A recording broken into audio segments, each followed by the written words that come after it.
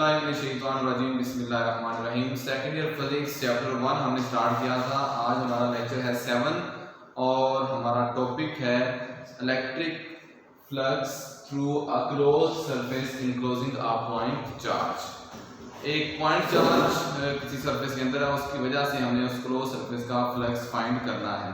Flux के बारे में हमने प्रीवियस क्लास में पढ़ा था। फ्लक्स क्या होता है? फ्लक्स, इलेक्ट्रिक फ्लक्स की अगर हम बात करें तो इलेक्ट्रिक फ्लक्स होता है कि electric lines of force passing through any cross sectional area, कि किसी भी एरिया से जितनी electric lines of force pass हो रही हैं वो उस एरिया का, उस सरफेस का क्या कहलाता है? इलेक्ट्रिक फ्लक्स कहलाता है। अब यहाँ पर हम बात करेंगे क्लोज सरफेस की, जैसा ये यहाँ पर भी ड्रा की है क्लोज सरफेस। इसका फ्लक्स कैलकुलेट करने का मतलब क्या है कि हमने देखना है कि इसमें से कितनी electric lines of force pass हो रही हैं। स्टार्ट करते हैं अपना टॉपिक। इलेक्ट्रिक फ्लक्स बेटा हमने पढ़ा था, इसका फार्मूला फ्लक्स का फार्मूला होता है जी flux is equal to E vector dot A vector, E vector dot A vector. तो ये हमारे पास इलेक्ट्रिक फ्लक्स का फार्मूला। जब हम इसे मजीद सिंपलीफाई करते हैं तो it can be write as E A cos theta. बेटा यहाँ पर cos theta is the angle between electric field and area vector. जब हम इस स्फीयर की बात करते हैं, तो इस स्फीयर के अंदर क्या है कि यहाँ पर तो हर पॉइंट के ऊपर एरिया की डायरेक्शन कंटिन्यूअसली क्या हो रही है? चेंज। हमने प्रीवियस टॉपिक के ऊपर भी पढ़ा था कि जो एरिया की डायरेक्शन होती है वो हमेशा प्लेन के ऊपर परपेंडिकुलर होती है। फॉर एग्जांपल अगर आपके पास ये एक प्लेन है तो इसका जब आप एरिया ड्रा करेंगे तो वो इसके ऊपर क्या होगा? परपेंडिकुलर होगा। तो जब इस स्फीयर की या इस एरिया की डायरेक्शन कंटिन्यूअसली चेंज होगी तो डेफिनेटली उसके साथ साथ उसका एरिया की डायरेक्शन भी क्या होती जाएगी? चेंज होती जाएगी। तो इस पॉइंट के ऊपर कंटिन्यूअसली एरिया की डायरेक्शन क्या हो रही है? चेंज हो रही है। तो हम यहाँ पर किसी एक फार्मूले से या सिंपल इस फार्मूले से हम फ्लक्स वहां पर कैलकुलेट नहीं कर सकते, क्योंकि यहाँ पर जो स्फीयर है वो हमारी स्फेरिकल फॉर्म के अंदर है। तो जब भी आपने फ्लक्स कैलकुलेट करना होता है तो वो जो सरफेस है that surface must be flat होनी चाहिए। क्या होनी चाहिए? फ्लैट होनी चाहिए, ताकि आपके पास एरिया की एक पर्टिकुलर डायरेक्शन बन सके। अब यहाँ पर तो ये स्फेरिकल फॉर्म के अंदर है, फ्लैट तो नहीं है। फ्लैट करने का एक तरीकाकार है। वो तरीकाकार क्या है कि हम इसे स्मॉल स्टेप के अंदर क्या कर देंगे? डिवाइड कर देंगे। फॉर एग्जाम्पल अब ये सरफेस है, इसका हमने क्या फाइंड करना है? Electric flux. इसने क्लोज क्या किया हुआ है? Point charge. लेट्स सपोज हम इसके दरमियान में यहां रखते हैं पॉइंट चार्ज। ये इसका पॉइंट चार्ज। फ्लक्स कैलकुलेट करने के लिए एरिया मस्ट बी फ्लैट, तो हम इसे एक स्मॉल स्टेप के अंदर यहां पर ये कर देते हैं, फ्लैट कर देते हैं। इसको हम नाम दे देते हैं डेल्टा A1, डेल्टा A1। ठीक है, इसकी जो डायरेक्शन एरिया की आप ड्रा करें, एरिया की डायरेक्शन उसके ऊपर क्या होती है? परपेंडिकुलर। और आपको पता है जो इलेक्ट्रिक फील्ड है due to a positive charge, positive charge का जो इलेक्ट्रिक फील्ड होता है वो किस तरफ होता है? आउटवर्ड। पॉजिटिव चार्ज का फील्ड किस तरफ होता है? आउटवर्ड डायरेक्शन के अंदर। तो ये पॉजिटिव चार्ज जब आप इसका फील्ड ड्रा करेंगे तो इसका फील्ड कुछ आउटवर्ड डायरेक्शन में आप इस तरह ड्रा कर देंगे। अब आप देखिए एरिया और इलेक्ट्रिक फील्ड दोनों की डायरेक्शन क्या है? सेम, पैरेलल है। तो एंगल कितना होगा? 0। ये आपने याद रखना है। नेक्स्ट हम ये डेल्टा A1 में डिवाइड किया था हमने, फिर हम और डिवाइड करेंगे छोटे स्मॉल स्टेप के अंदर हम डिवाइड करते हैं। जैसे ये हमारे पास है डेल्टा A2, ये क्या है? Delta A2। इसी तरह फिर हम इसे डिवाइड करते जाएंगे पूरी सरफेस को, और हमारे पास लास्ट वाला जो स्टेप बचेगा वो होगा डेल्टा AN, डेल्टा AN। हमने इस पूरी सरफेस को क्या कर दिया? डिवाइड कर दिया। मैं लिख दूं यहाँ पर divide the whole surface, divide the whole surface into small step, into small steps। वो स्टेप्स हमारे पास क्या है, वो स्टेप हमने डिवाइड किए हैं जी delta A1, delta A2, delta A3 and so on. कहां पे डिवाइड किए, डेल्टा AN। तो स्मॉल स्टेप में डिवाइड किया हमने, तो वो कितना एरिया था उसका, delta A1, delta A2, delta A3 and delta AN तक हमने उसे डिवाइड कर दिया। अब इसके लिए जो इलेक्ट्रिक फील्ड इंटेंसिटी की वैल्यू होगी डेल्टा A1 के लिए, वो क्या है E1, इसके लिए कितनी होगी E2, और इसी तरह इसके लिए E3 एंड सो ऑन, और ये लास्ट में आएगी हमारे पास EN। अब हमने फ्लक्स कैलकुलेट करना था इस टॉपिक के अंदर। तो पहला जो एरिया है वो कितना, डेल्टा A1, इलेक्ट्रिक फील्ड कितना है वहां पे E1, फ्लक्स का फार्मूला क्या है EA cos थीटा। पहले स्टेप की अगर बात करें तो E की जगह पे क्या लिखेंगे E1, एरिया की जगह पे क्या लिखेंगे डेल्टा A1, आएगा cos थीटा। थीटा क्या होगा यहाँ पे, थीटा क्या लिखेंगे। अगर आप यहाँ पहले स्टेप को अगर आप देखें तो ये आप ब्लैक में इलेक्ट्रिक फील्ड लाइन नजर आ रही है, ये ग्रीन कलर का उसका एरिया है, तो दोनों की डायरेक्शन क्या है सेम, पैरेलल। तो पैरेलल में एंगल कितना होता है 0, तो इनके दरमियान एंगल होगा वो कितना होगा 0।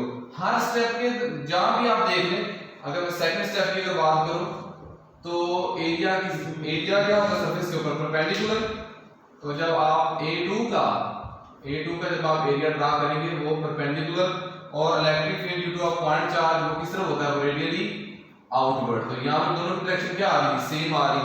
तो हर पॉइंट के ऊपर डायरेक्शन क्या होगी, सेम होगी। तो हर पॉइंट के ऊपर थीटा की वैल्यू क्या होगी 0। अब हम इसका फ्लक्स कैलकुलेट करते हैं ड्यू टू फर्स्ट स्टेप। जब हम फर्स्ट स्टेप के अंदर हम फ्लक्स कैलकुलेट करेंगे। फ्लक्स का फार्मूला क्या है, flux is equal to EA cos theta. तो फर्स्ट स्टेप क्या, E कितना है E1, एरिया कितना है delta A1, delta A1 cos, हर पॉइंट के ऊपर एंगल कितना है 0, आएगा cos 0, कितना होगा cos 0। तो इसको हम लिख लेंगे flux equal to E1 delta A1। अच्छा एक और बात याद रखें, यहां पर लिखा है E1 delta A1, E1 delta A1, इस तरह E1 for delta A1, E2 for delta A2 and so on. लेकिन एक बात याद रखें, जितने भी हमने स्टेप लिए हैं सर्कल पे, जिनको हमने फ्लैट किया है, उनका Q से डिस्टेंस सबका क्या है सेम। जब Q का डिस्टेंस सबका सेम होगा तो इलेक्ट्रिक फील्ड इंटेंसिटी भी सबके लिए क्या होगी सेम होगी। इसलिए फिर हमें इसके साथ 1 2 3 लिखने की जरूरत नहीं है, इसलिए हम यहाँ पर E के साथ 1 2 नहीं लिखेंगे। समझ लग गया ना कि A1 A2 इन सब का यहाँ से डिस्टेंस सेम है, तो सबकी इलेक्ट्रिक इंटेंसिटी क्या होगी सेम होगी, तो इसलिए हम सबको सिर्फ E से रिप्रेजेंट करेंगे। इसी तरह जब हम सेकंड स्टेप की बात करेंगे, और सेकंड स्टेप वो क्या होगा, वो हमारे पास होगा flux is equal to E delta A2 flux 2। तो इसी तरह एंड सो ऑन हम कहां तक फाइंड कर जाएंगे n तक, और जो लास्ट में हमारे पास वैल्यू आएगी फ्लक्स की वो क्या होगी, flux n is equal to E delta AN। Total flux यहां पर कितना हम कैलकुलेट करेंगे, टोटल फ्लक्स कितना होगा, फ्लक्स 1 फ्लक्स 2 फ्लक्स n तक सबको क्या करेंगे ऐड कर देंगे। Total flux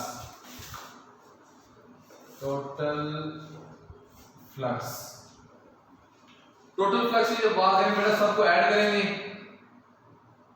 flux 1 plus flux 2 plus and so on flux n तक हम इसे ऐड कर लेंगे। अब इनकी वैल्यूज लिखें। फ्लक्स 1 क्या है आपके पास, ये वैल्यू लिखिए, E delta A1, E delta A1 plus E delta A2 and so on plus E delta AN। यहां तक हम फ्लक्स को क्या कर लिए, ऐड कर लिए। अब यहां पर कॉमन क्या आ रहा है, क्या कॉमन आ रहा है सामने, E, यहां पर भी E, सब के अंदर से E की वैल्यू क्या है, कॉमन है, तो हम E को क्या करेंगे, कॉमन निकाल लेंगे। E को हम क्या करेंगे, कॉमन ले लिया यहां से। जो पीछे हमारे पास टर्म रहेगी यहां पर वो क्या है, delta A1 delta A2 delta delta AN। अब ये जो डेल्टा A1 है, डेल्टा A2 डेल्टा AN, ये सारी चीजें ऐड हो रही है, तो ये हमारे पास छोटे छोटे स्टेप थे किसके, क्लोज सरफेस के, किसके थे, क्लोज सरफेस के। तो इसका मतलब है ये सारा एरिया क्या हो रहा है, ऐड हो रहा है। तो इसे हम इस तरह भी लिख सकते हैं, E is equal to flux equal to E, और ये जो हमारे पास टर्म है ये क्या है, total area of spherical surface, spherical surface, spherical surface.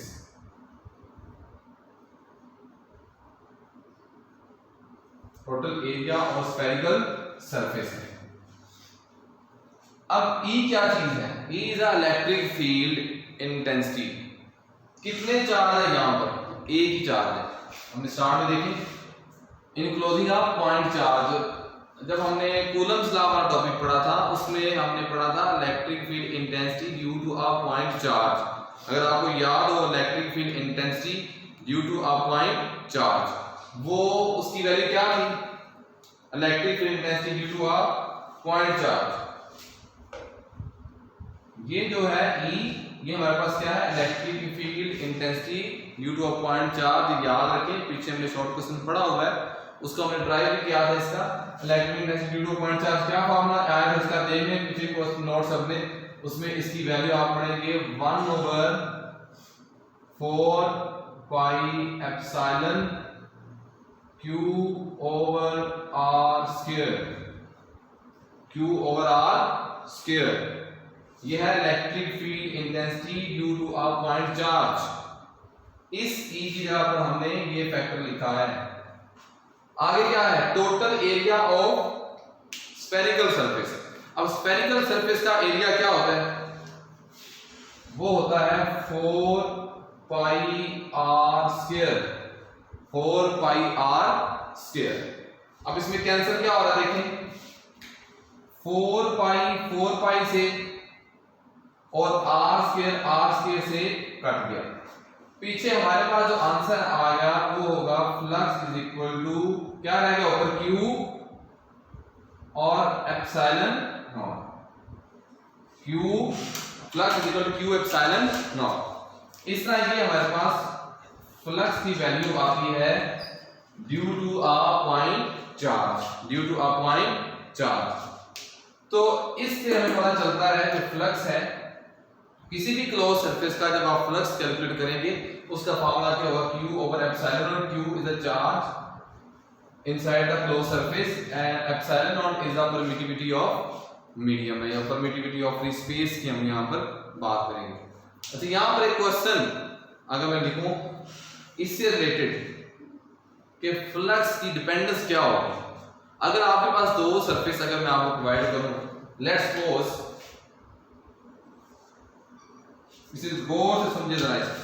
अगर आपके पास ये सरफेस आएगी, ये क्लोज सरफेस है, उसका हमने निकाला Q ओवर एप्सिलॉन नॉट। अगर उतने ही एरिया का एक रेक्टेंगल में ड्रा करूं, लेट्स सपोज इसका और इसका एरिया भी सेम है, एक ट्रायंगल में ड्रा करूं,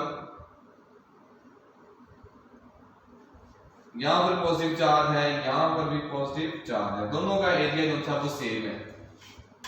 किसका फ्लक्स ज्यादा होगा, इस वाले का या इस वाले का?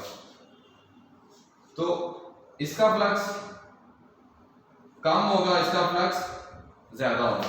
हालांकि ऐसा नहीं है, ये नहीं आप देखना कि ये आपको ज्यादा एरिया लग रहा है। मैंने स्टार्ट में कहा दोनों का एरिया क्या है, सेम है। जब दोनों का एरिया सेम होगा उनका इलेक्ट्रिक फ्लक्स भी क्या होगा, सेम होगा, क्योंकि जो डिपेंडेंस है वो क्या है, Q ओवर एप्सिलॉन नॉट। अगर Q चार्ज दोनों में बराबर है, दोनों का एरिया बराबर है, तो जैसी मर्जी उनकी शेप हो उनका फ्लक्स क्या होगा, सेम हो, चाहे वो सर्कल की फॉर्म के अंदर हो, चाहे वो ट्रायंगल हो, चाहे वो स्फीयर की फॉर्म के अंदर हो, उससे कोई फर्क नहीं पड़ता। इलेक्ट्रिक फ्लक्स ज्योमेट्री के ऊपर और शेप के ऊपर डिपेंड नहीं करता, ये डिपेंड किसके ऊपर करता है, चार्ज के ऊपर और मीडियम के ऊपर।